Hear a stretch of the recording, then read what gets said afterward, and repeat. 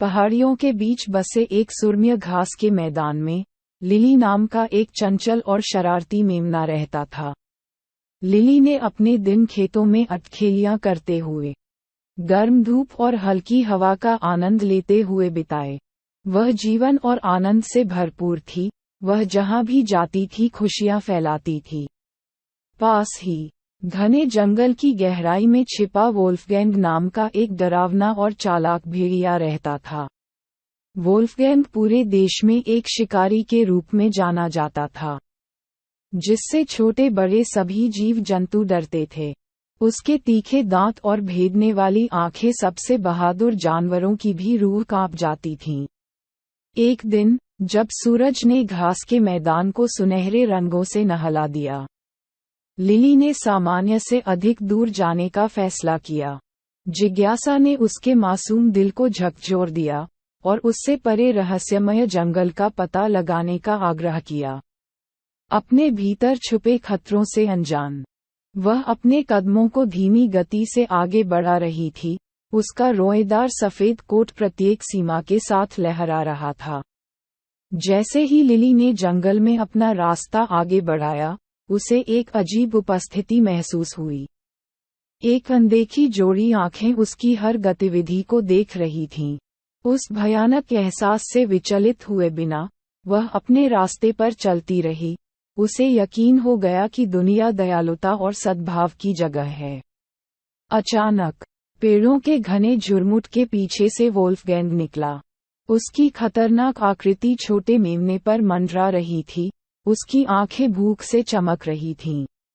Lily डर के मारे बेहोश हो गई। उसका दिल उसकी छाती में धड़क रहा था। वह खतरनाक भेड़िए की कहानियां, उसके निरंतर पीछा करने और निर्दयी स्वभाव की कहानियां जानती थी। मनहूस मेमना, वुल्फगैंग ने गुर्राया। उसकी आवाज में द्वेष टपक रहा था। आपको मेरे डोमेन में क्या लाता है? डर से कांपते हुए लिली ने अपने भीतर साहस की आखिरी बूंद को इकट्ठा किया और हकलाते हुए कहा, मेरा मतलब कोई नुकसान नहीं पहुंचाना था, नेक भेड़िया। मैं केवल आपके जंगल की सुंदरता की खोज कर रही थी। वोल्फगैंग ने व्यंग्य किया।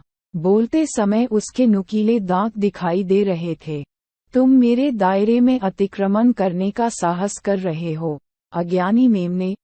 मुझे तुम्हें यहीं इसी वक्त निगलने का पूरा अधिकार है।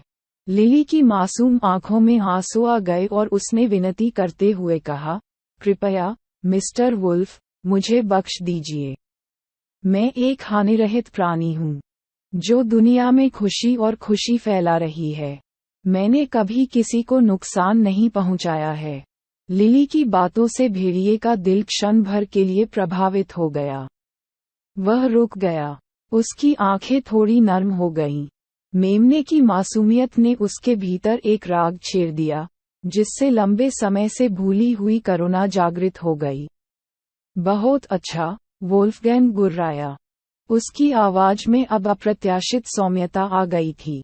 मैं तुम पर दया करूंगा, लेकिन यह याद रखना, छोटे मेमने, एक दिन मैं वह लेने आ सकता हूं जो मेरा हक है। इसके साथ ही वोल्फगैंग जंगल की छाया में गायब हो गया, जिससे लिली हिल गई और भ्रमित हो गई। वह जल्दबाजी में सुरक्षित घास के मैदान में वापस चली गई और कसम खाई कि वह फिर कभी उस खतरनाक जंगल में नहीं जाएगी। दिन सप्ताहों में और सप्ताह महीनों में बदल गए। लिली ने अपना जीवन पहले की तरह जिया। अपने साथी मैदानी प्राणियों के बीच खुशी और खुशी फैलाई। फिर भी वह भेड़िए के साथ हुई खौफनाक मुठभेड़ को नहीं भूल सकी। वोल्फगैंग की अशुभ चेतावनी के विचार उसे परेशान कर रहे थे, जो घास के मैदान की सीमाओं से परे छिपे अंधेरे की लगातार याद दिलाता था। एक दुर्भाग्यपूर्ण दिन, जैसे ही मौसम गर्मी से शरद ऋतु में परिवर्तित हुआ, लिली को टूटे हुए पंख के साथ एक फंसे हुए पक्षी के पास आया। बेचारा प्राणी संकट में चिल्लाने लगा, सुरक्षा के लिए उड़ान भरने में असमर्थ। बिना किसी हिचकिचाहट के लिली असहाय पक्षी के पास पहुंची और उसे कोमल सहारा दिया। मैं तुम्हारी मदद करूंगी, प्रिय मित्र, लिली फुसफुसाई। उसकी आवाज करुणा से भरी हुई थी। एक साथ मिलकर हम आपके टूटे हुए पंथ को ठीक करने का एक रास्ता खोज लेंगे। जैसे जैसे दिन बीतते गए, लिली ने पक्षी की देखभाल की, उसे स्वस्थ कर दिया। पंख के लिए एक अस्थायी स्प्लिंट तैयार करने के लिए उसने टहनियां और मुलायम पंख इकट्ठा करने में घंटों बिताए। लिली की दयालुता के लिए आभारी पक्षी ने कृतज्ञता की मीठी धुनें गाईं, जिससे घास का मैदान उनकी सुरीली धुनों से भर गया।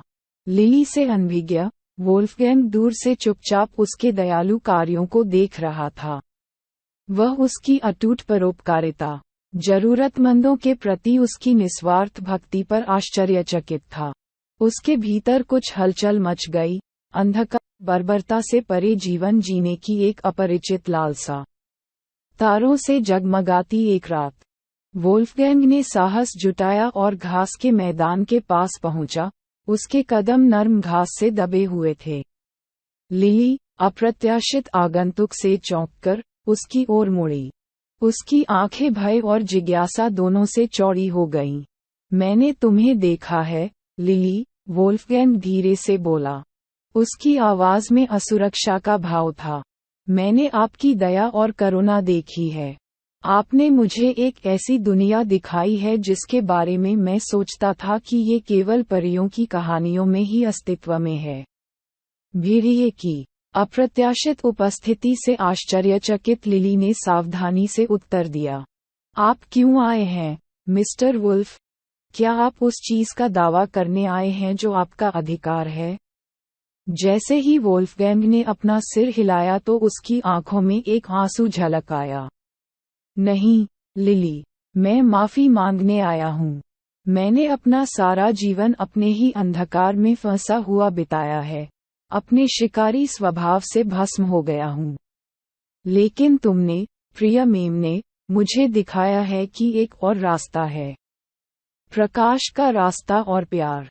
लिली का हृदय करुणा से भर गया जब उसने भेड़िए की पश्चाताप भरी आंखों को देखा। उसने क्षमा का खुर फैलाते हुए एक अस्थायी कदम आगे बढ़ाया। हम सभी में बदलाव की क्षमता है, मिस्टर वुल्फ। एक अलग रास्ता अपनाने में कभी देर नहीं होती। वोल्फगैंग का दिल खुशी से उछल पड़ा जैसे ही उसने लिली के खुर को स्वीकार किया। उसके खुरदरे पंजे ने उसके नाजुक अंग को पकड़ लिया।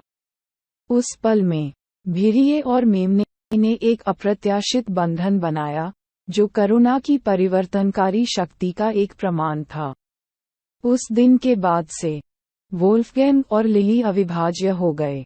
भेड़िए ने अपने शिकारी तरीकों को त्याग दिया और अपना जीवन घास के मैदान और उसके सभी निवासियों की रक्षा के लिए समर्पित कर दिया।